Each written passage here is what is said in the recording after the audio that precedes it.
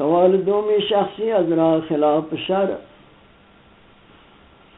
ثروت جمع آوری کرده است و الان استطاعت حج کردن را هم دارد، در صورتی که از آن عمل خود توبه کرده باشد آیا حج کردن و با این پولها صحیح و مقبول می‌گردد یا نه؟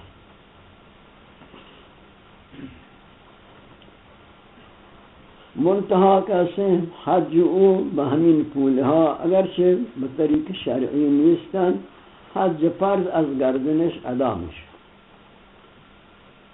اگر یکی به همین پولهایی که به راه سود و رشوت چنین چیزها جمع کرده است یا مثلا کاسبی همچین ناجایز و حرامی کرده است و همان پولها را ثروت را میگیرد، به همین پولها میرد حج میکند، حج فرض از گردنش ساقط میشود. یعنی روز قیامت از او سوال نمیشود که چرا حج فرض را نگذاردی، از این سوالش نمیشود. ولی البته از دستور حدیث و قرآن و فقها این حج مقبول نمیشود نزد خدای ذوالجلال، حتی که در حدیث مبارک آمده است که اگر در همان مالی که انسان برای حج می رود اگر آن ثروتی بسیار باشد ولی از آنها یک درهم حرام باشد، یک درهمی باشد که حرام باشد از آن، فرمودند حج و مقبول نمیشود. و این هم فرمودند که در آخر زمانه بسیار انسانهایی هستند که از دور دراز، از چین و از کدام شرق و از غرب میآیند، نبی صلی الله علیه و سلم فرمودند به حج کعبۃ الله میآیند، اینجا میآیند گریه میکنند، داد میزنند، طواف کعبه میکنند، ولی فرمودند که چه نمونه حج ایشان قبول میشود؟ صحابه گفتند یا رسول الله چرا؟ گفته ملبسهم من الحرام، ماکلهم من الحرام، مشربهم من الحرام، که چیزهای نوشیدنی ایشان از حرام آلودند، چیزهای خوردنی ایشان از حرام آلودند، چیزهای پوشیدنی ایشان از حرام آلوده هستند. خداوند ذوالجلال این حج را کجا قبول می‌کند؟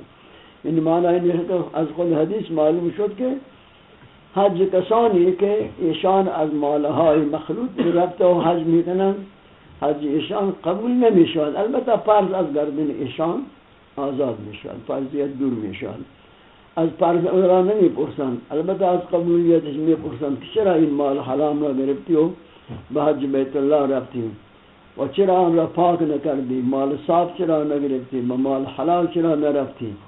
حتی که در حدیث این هم آمده است که اگر انسانی یک لباسی بخرد و در همان لباس او یک درهمی از حرام باشد شریک باشد، تا زمانی که این لباس بر جانش نمازش هم قبول نمیشه.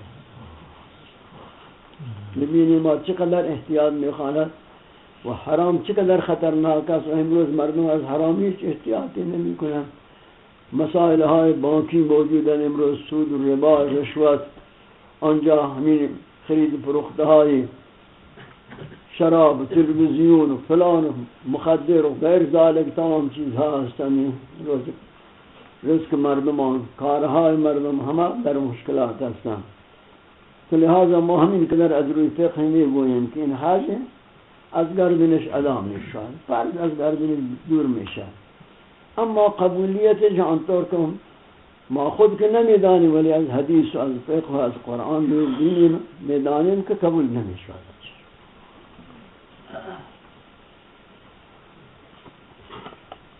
همین غنیمت است که همین فرضش از گردنش هم ساقط بشود، چرا که در قیامت همین فرضش ساقط نشده از گردنش مانده است با ثروت و با این خیلی کار خطرناک است. اما فرض از گردنش دور شده است، ممکن است که این عدم قبولیت یک سزایی دارد ولی این قدر سزا ندارد که آن فرض که اگر ترک میکرد آن عذاب سخت‌تر از